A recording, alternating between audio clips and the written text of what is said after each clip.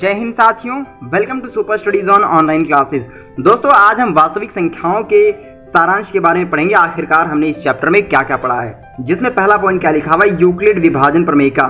सबसे पहले हमने यूक्लिड विभाजन प्रमेयिका के बारे में पढ़ा था, जो कि क्या थी, दो धनात्मक पूर्णांक a और b दिए रहने पर हमें a is equals to b q plus r, जहां पर r की वैल्यू 0 और b के बीच में लाई करेगी, को संतुष्ट करने वाली पूर्ण संख्याएं q और r ज्ञात कर सकते हैं, अर्थात ऐसी संख्याओं का अस्तित्व है।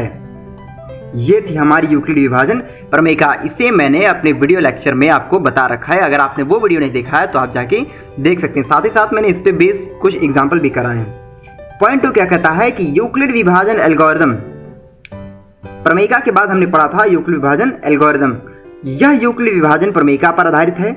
इसका प्रयोग कर दो धनात्मक पूर्णांकों a और b, जहां पर a की वैल्यू b से बड़ी है, का HCF नीचे दर्शाई विधि द्वारा प्राप्त किया जा सकता है। देखते हैं भैया, चरण 1 क्या कहता है, Q और R ज्ञात करने के लिए यूक्लिड विभाजन प्रमेयिका का प्रयोग कीजिए, जहां a is equals to b q plus r, जहां r की वैल्यू 0 और बीच में लाई करेगी।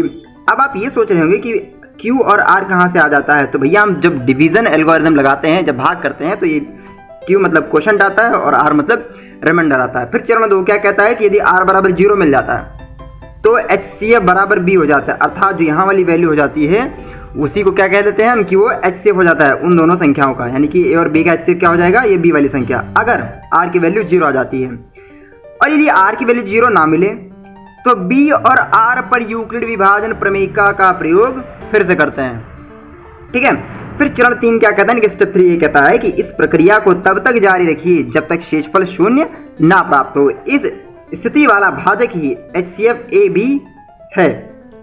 इस स्थिति में जो भाजक होता है, अर्थात जो यहाँ वाली वैल्यू होती है, वही क्या होता है, उन दोनों संख्याओं का HCF होता है।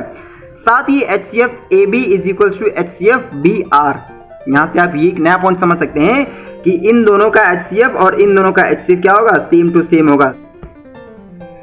अब उसके बाद आपका थर्ड पॉइंट क्या हमने पढ़ा था, अंक गणित की आधारभूत प्रमेय। इस पर भी मैंने एक वीडियो लेक्चर बना रखा है, साथ ही साथ उस पर आधारित उदाहरण और एक्सरसाइज भी करा रखी है।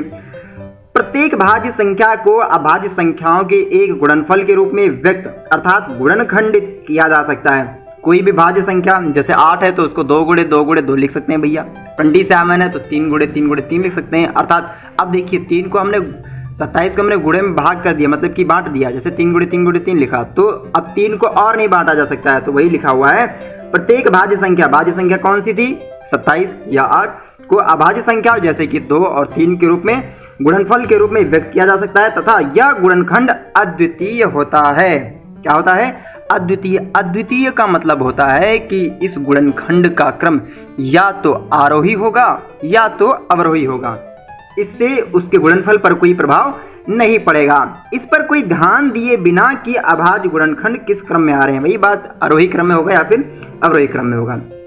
फोर्थ पॉइंट हमने क्या पढ़ा था, यदि p कोई अभाज्य संख्या है और p a स्क्वायर को विभाजित करता है, ध्यान से समझिएगा कि p कोई अभाज्य संख्या है और p a स्क्वायर को विभाजित करता है तो p a को भी विभाजित करेगा, जहां a एक धनात्मक पूर्णांक है। धनात्मक पूर्णांक मतलब कि पॉजिटिव इंटीजर।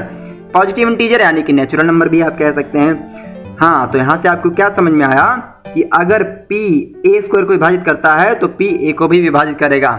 मतलब अगर 2 4 को डिवाइड करता है, अगर 2 4 को डिवाइड करता है तो 2 को भी डिवाइड करता है। आप ऐसे भी समझ सकते हैं इसे।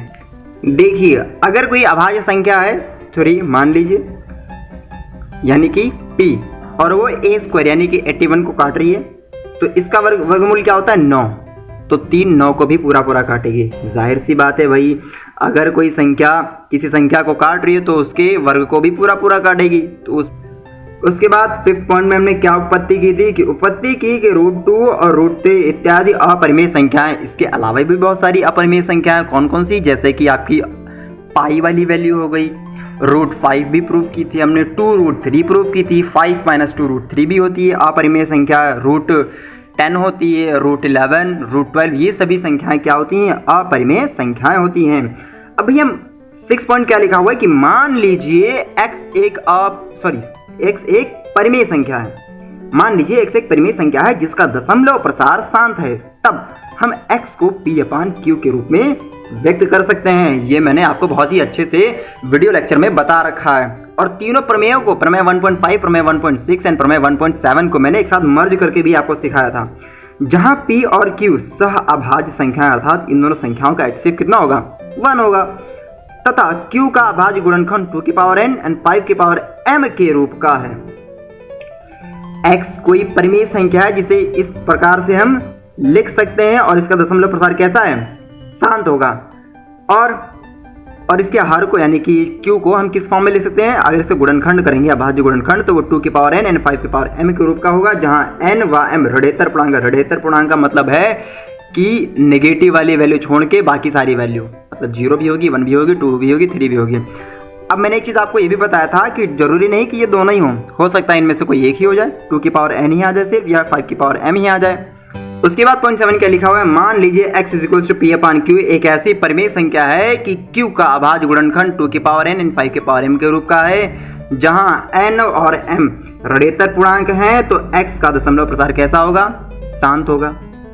x को ऐसी संख्या है जिसे p/q के रूप में लिखा जा सकता है, वह एक परिमेय संख्या है। और अगर q 2n 5m के रूप का है, जहां n और m क्या होंगे, ऋणेतर पूर्णांक होंगे, तो x का दशमलव प्रसार शांत होगा। सिमिलरली 8 पॉइंट क्या था, मान लीजिए x = p/q एक ऐसी परिमेय संख्या है कि q का अभाज्य गुणनखंड 2n एंड 5m के रूप का नहीं है। क्या है इस बार, नहीं है, जहां n और m ऋणात्मक पूर्णांक हैं, तो x का दशमलव प्रसार कैसा होगा, अशांत आवर्ती होगा। कैसा होगा, अशांत आवर्ती। अशांत आवर्ती होने का मतलब है कि वो संख्या क्या करेगी, बार बार रिपीट करते जाएगी। जैसे 10/3 लिखा हुआ है, तो इसको आप डिवाइड करेंगे, क्या आएगा, 3.333333। चलिए देखिए बार बार रिपीट कर रहा है, तो क्या हो गई, अशांत आवर्ती। अशांत क्यों है, क्योंकि पूरी पूरी कट नहीं रही है। आवर्ती इसलिए क्योंकि वो एक नंबर बार बार रिपीट कर रहा है। अब देखिए कुछ इंपॉर्टेंट चीज़ और जान लेते हैं कि हमने देखा है कि HCF कोई तीन संख्याओं का HCF जो होता है वो इसके बराबर नहीं हो सकता है। मतलब जैसे हमने दो संख्याओं का पढ़ा था कि दोनों संख्याओं का HCF गुणे दोनों संख्याओं का LCM = पहली संख्या गुणे दूसरी संख्या, ऐसा होता था। लेकिन ये तीन संख्याओं के लिए लागू नहीं होता है। अगर तीन संख्याओं के लिए देखेंगे तो यह लागू नहीं होता है। यहाँ पर कोई दूसरा नियम लागू होता है। कैसे, अगर हमें LCM फाइंड करना होता है किन्हीं तीन संख्याओं का, तो कैसे लिखते हैं, तीनों संख्याओं का गुणनफल और तीनों संख्याओं का HCF अपॉन सीक्वेंस में दो संख्याओं का HCF गुणे फिर दो संख्याओं का HCF फिर दोनों संख्याओं का HCF सीक्वेंस में, साइकिल के तौर पे। जैसे P Q R, पहले इनका HCF फिर इनका HCF फिर इनका HCF। उसी तरह से अगर आपको HCF फाइंड करना है तो यहाँ पे सिमिलरली यहाँ पे जहाँ HCF था वहाँ LCM हो जाएगा और जहाँ LCM था वहाँ HCF हो जाएगा। ठीक है, आई होप आपको ये वीडियो बहुत अच्छे से समझ में आया होगा। अगर ऐसा है तो प्लीज़ वीडियो को लाइक कीजिए, शेयर कीजिए एंड हमारे चैनल को सब्सक्राइब कीजिए। Thank you so much for watching this video.